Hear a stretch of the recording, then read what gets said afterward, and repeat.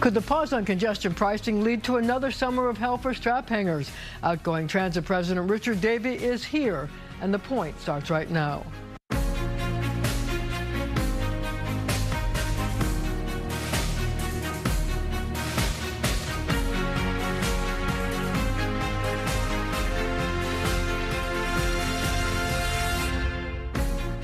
Rich Davey is going back to Boston after 2 years as the president of New York City Transit. I guess I have to ask you the first question. Will Governor Hochul's decision to pause congestion pricing lead to what some of the advocates are saying is another summer of hell for New York City Transit? I hope not. Certainly, obviously congestion pricing was about two things. One was the quality of life for New Yorkers, living in Manhattan, certainly, and around the region. But two, it was also to continue to make investments into the transit system. And, it's doing okay, but the transit system is an old, creaky, 104-year-old, 120, almost 120 years old. So there's still more investment needs to happen. I hope the governor and the legislature figure it out, but it's not alarmist to say if it's not figured out in the near term or even in the medium term, then there could be challenges. So tell me what the challenges would be. Yeah, well, think about the 7 line or the L line, right, where we have modern signal systems, we have our highest customer satisfaction, the most reliable service, because we made those investments. You think about you think about the Lexington Avenue line. Yeah, or the ABCD, which typically are underperformers, if you will. Now we have new cars going in on the A and the C, so we've seen improvement. But you need new signals. Yeah, it's not rocket science. The investment leads to reliability, and some of these components are literally from the federal, from FDR's administration in his first term, by the way, as president, not his last. So there's a lot of investment needs to occur, and they're going to have to find a way to make it up, no doubt. So let's talk about what could happen to the system short term and then long term. Short term, without the money from congestion pricing, what happens? Yeah, I mean, so, Jan Lieber, who's the chair and CEO of MTA, my boss, has asked us to look at what the potential impacts are, right? So, are there operating impacts, for example? We do have employees who work on both the capital and the operating budget, for example. If you don't have that capital dollars to to justify part of their time, you're going to have to look at operations as an example. I think that's a potential reality. We obviously were planning. Are you talking about layoffs? I'm not talking about layoffs. No, I think it could be slowing down hiring, for example. We still have a head count at New York City Transit, about 47,000 employees. The budget's about 50,000. So you want to get up to that level. I'm proud. One of the things we've done in my 2 years is we've hired at record levels to make sure we've got bus operators, train operators, conductors out there coming out of the pandemic. So, I do worry a little bit about that, but time will tell if there's an operating budget impact. So I guess the question would be in terms of having the program to install a new signaling system, which I think you would say is one of the most important things for the system. You can run trains closer together. That's right. More service, whatever. What's the impact of that program to fix the signals? Yeah, I mean, I think, as you said, coming out of the summer hell, that was, 2017, the subway service was running at about 55–60% on time, maybe. Last year, we had our best year ever. We were at 84, almost 84%. Which is something you did when you came here. Yeah, and by the way, April and May and into June, we've seen real improvement as well. So I think keeping up that momentum with the investment, both with the capital program, but the day-to-day maintenance that we're doing too, some of which is capitally funded, is going to have to continue. But it's the track, it's the signal. I call it the unsexy stuff. There's not a ribbon cutting for a new switch or necessarily a signal system. Yeah, new cars are exciting. Second Avenue subway will be, the extension will be cool. But there's a lot of other things that need to happen that I don't think folks realize. Are you worried about derailments? Are you worried about slower service? Are you worried about, there's more tourists taking the subways during the summer? Is it going to be packed because you can't run trains closer together? I mean, so I'm not worried about derailments. The system is safe. I want to be clear about that. But no, as the city comes back from COVID, as it continues to grow, I mean, you talked about weekend service. We've actually continued to see growth in weekend service. And so making sure, again, we have the reliability that's in place. And it doesn't, flip overnight, right? The summer of hell in 2017 was years of a decline because there was a lack of maintenance, right? It's not as if because congestion pricing isn't coming on June 30th, July 1st is going to be a disaster. Not at all. But again, the heat needs to be put on folks to understand that the investment needs to occur, however it occurs, congestion pricing or other funding. That's not up to me, but you can see, I've seen this movie before. I've run other agencies in another state, Massachusetts, and lack of investment is, leads to these kinds of moments. And by the way, the MBTA is going through this right now. There was a lack of maintenance and investments over the last few years. So it's just an obvious outgrowth if the investment doesn't happen. So what's the long-term prognosis if there's no congestion pricing money? If there's no congestion pricing money, as we've said, right now it's just a math problem. So there are $28 billion worth of projects that are in this current capital program, and right now the MTA has $13 billion, about $14 billion. So something's got to give. Something's got to give, and I think that's what Jano and the team are doing now to really look at. But safety critical projects will continue, but the kind of progress that I anticipated, I'd be leaving behind, is potentially in jeopardy. So were you surprised by this decision? Yeah, shocked. I was very surprised. Didn't see it coming. You really didn't? Nope. Do you buy that argument that we're in an economic situation where inflation is hurting people and that they're not going to be able to afford to pay an extra $15? I mean, I'm not going to say I buy that argument or not, because I'm not talking to folks in that way. The folks that I talk to are our customers, right? We're moving over 6 million customers a day at New York City Transit. 90% of folks who come into the Central Business District, either for work or who live there, by the way, are using mass transit. And I lived my 2 years here, I lived in Hell's Kitchen, so I lived in the Central Business District. I talked to a lot of my neighbors who have said, particularly living around the Lincoln Tunnel, there's a lot of congestion in the neighborhood. And they saw this as an opportunity, less about funding for the MTA, but more about quality of life in the city. And that, that's going to be lost, at least for a period of time. I know there's a lot of disappointed folks. So some have said that if you could solve the fare evasion problem, that would give you some $700 million that could be put back into the system.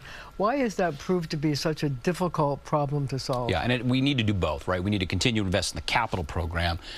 The fare evasion issues, for sure, we would continue to put into the operations and potentially add some more service. I think a couple things. I mean, part of it's just behavior, and it's not just New York. It's other major urban transit systems around the United States who have had these challenges.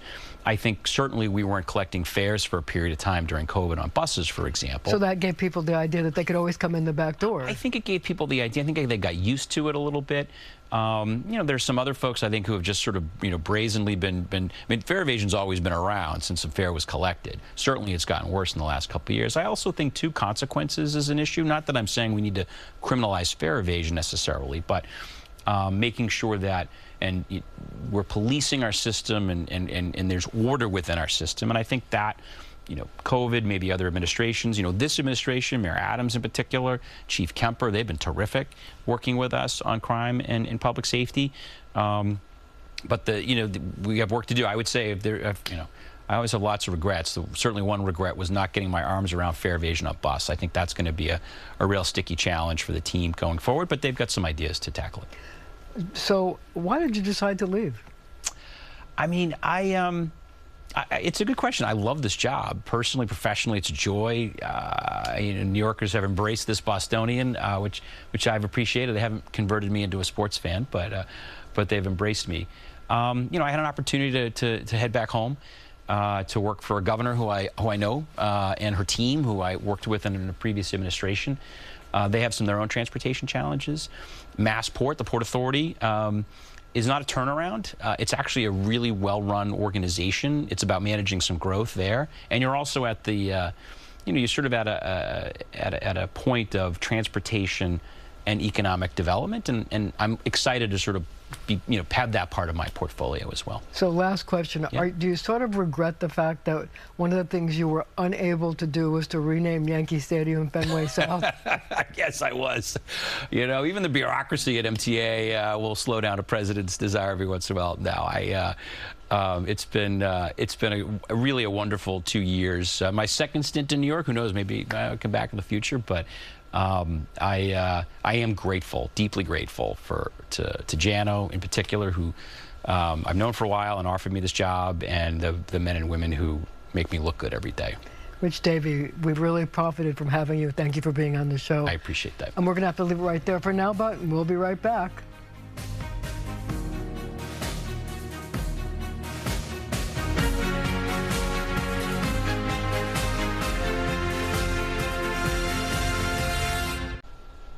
I'm joined now by J.C. Polanco and O'Brien Murray to help sort out the topsy-turvy world of summer in the city and politicians who do surprising things. But first of all, before we talk about the big surprise of the last few weeks, I want to talk about the hottest primary in, I think, the nation, the congressional primary in Westchester in the Bronx, where Jamal Bowman is fighting for his life against a strong challenge from George Latimer. What do we think is going to happen? I think George Latimer is going to win big on primary day. Oh, absolutely. Why? Because I think it's clear that from my conversations with voters in that district is that the incumbent does not represent that district. It's just this incongruent. His positions on issues is incongruent. For example, you can't say after October 7th that what we were witnessing was Israeli propaganda and think you're going to do well in that district. You can't vote against a resolution trashing Iran for supporting terrorism and represent that district. It's incongruent. You live in the Bronx, and I've done a lot of work up there. I agree with you. That district is not his district the way he wants to be, and he didn't get it with redistricting at all. He hoped he would have gotten it at that point. He went after an incumbent congressman, much like AOC did. He was victorious then, but ever since then, he's been out of touch with the community. Wait a minute, let me ask you a question. But he has Co-op City in his district, and Co-op City has an advantage because the polling place is in Co-op City. Unlike every place else in the district, which is Westchester, you have to drive to the polling place. You can just take an elevator down to the lobby and vote in Co-op City. Isn't that an advantage? Well, in Co-op City, yes, that helps with turnout, no question about it. But that doesn't mean he's getting 100% of Co-op City. Black voters just don't vote for black candidates. We've learned that over the years. There's got to be a connection to the community and what you're going to do. And George Latimer also has a track record of what he's accomplished as county executive as far as Westchester is concerned, and he can bring that record to the Bronx and go fight for the people that he represents, opposed to fighting for other causes, which is what Bowman's been tagged for doing. Well, to your point, Marcia, it's about voter propensity, and it turns out that many parts of that district have very high voter propensity. When you look at Rye, when you look at the shore towns and the shore cities, Larchmont, Mamaroneck, you have districts there where the voting propensity is at 75–80%. So yes, there's an advantage to having an elevator in Co-op City and coming into vote. Otherwise, you have to drive. No, but that doesn't matter when the voters are engaged. Voters will travel to vote, and in that district, it's not that far from you're not that far from your poll site. So let me ask you a question. One of the things that happened in that district, which I have not seen yet before in my long career, is that a group formed itself called Westchester Unite, and it's solely to try to get people to register to vote, either vote early, and to get Republicans and independents to switch and to vote in a Democratic primary as well. Have you seen that before, and isn't that an unusual We saw that actually here in New York for governor. Couple years ago, same thing. It's not unusual. It is a way to be active and to spur activity and a higher intensity to vote, possibly. But propensity in your case, what you're talking about. But the reality becomes that's a lot of money to spend on what? What it really comes is the turnout. What can they do to turn out people that are the moderate Democrats to show up? Turnout in primaries is very low. What makes you think? And very liberal. Very liberal. So what makes you think? So if it's low and it's liberal and he's a liberal and he's, you know, isn't he going? He's the incumbent. Doesn't that give him an advantage? Marcia, it appears that it would give him an advantage. But you mentioned something that's very important. As an independent, I want to speak on this issue.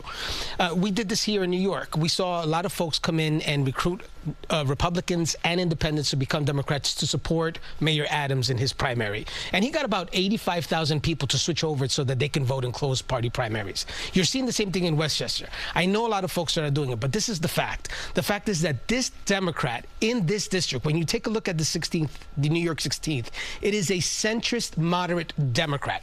That's who they support. When you look up and down the ticket, they're supporting centrist and moderate Democrats. They're not supporting DSA-supported candidates. And that's what you have in Congressman Bowman. You also talk about redistricting when he picked up Co-op City and other areas around it. That's one thing. So he's the incumbent, but for how many years has he represented what parts of the district? Also with incumbency, oftentimes comes name ID. Latimer has that as well. He's been in the New York market. He's been around here there for years, and he could raise money. He has money behind him. So the incumbency usually has those advantages of money and visibility. He doesn't have either one, and the district is not something he's been at for many years. Let me ask you one thing, because I live in the district, so I get all the mailings. Sure. And one of the things that I've been amazed at was the Jamal Bowman mailings trying to make it seem like Latimer was a Republican, that he's taking money from Republicans. He has aligned himself. There was even one mailer which actually astonished me, which said that George Latimer was anti-abortion, which you know was amazing. But is that the kind of tactic that could work, that could get more people to turn out for Jamal Bowman, because they're basically trying to align him with Trump, and all the mailings are red to make it look like they're Republicans? Does that help him? It's an old trick to do in close party primaries. Republicans do it to Republicans to seem a little liberal, and Democrats do it to Democrats who seem a little moderate. This is just what they're also trying to. It's part of the equation. They're trying to give people a reason to not vote. It actually is something that depresses the vote. In a democracy, we're trying to tell everyone to come out and vote. Here you have people that Bowman is targeting, rightly so, that are not going to vote for him. So what does he do? He says, Mr. and Mrs. Soft Democrat, you know what? You don't want this guy at all because he's actually a Republican. He's further over. So let me ask you. And that's what it's the AIPAC. It's the AIPAC money that he's trying to target him with. He's saying AIPAC is supporting this candidate. AIPAC is funded by a lot of Republicans. Yes. Yep. And because of that, this is who you got. One more question and we'll move on to other topics. So the latest poll has Latimer up by 17 points, but 21% of the people are undecided. Doesn't that mean it could be a toss-up? Well, you would think, but when you have such an advantage going into this poll, just right before the primary, it's almost impossible. It's insurmountable at this point. And what's insane is that in order for Congressman Bowman to win this election, he's going to have an honest assessment as to where he can bring voters out. And that's going to be Yonkers, Mount Vernon, where he may have a stronger base, even co-op cities. In today's New York City elections, in New York State elections, you can actually know day by day who's showing up to vote. You get the early voting. You have who responded already by absentee mail. And next thing you know, you have 10 days of early voting going on. You know exactly who voted, men, woman, age, name, the whole thing. You get those voter rolls, you'll know if he's turning out his votes. We knew when Nadler beat Maloney here in New York City, we knew that as soon as the first results came in. There was no question. There were so many early votes done.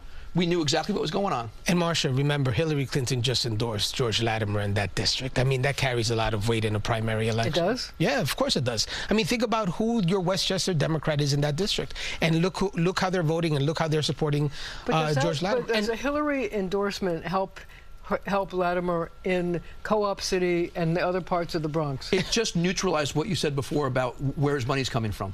So the woman that ran against Donald Trump in 2016 and was anti-Trump, has been anti-Trump from day one, has now validating Latimer as a Democrat unequivocally. Yeah. So when you look at it, the reality becomes absolutely it's a positive. It validates Latimer and goes against Bowman. I think, and you know what's tough here? I think that Congressman Bowman's going to have to sit down with his team after this primary and see where they went wrong. And it's clear, coming after Israel the way he did, by not sticking with the hurt and pain that folks with ties to Israel were dealing with in that district, was a fatal mistake in this. Where was Bill Clinton's office? In Harlem on 125th Street. Why? Because he wanted to go to the black community and do it. Better get out, but we're going to come right back. We'll have to leave it right there for now, but our conversation continues right after the show on our streaming channel, CBS News New York.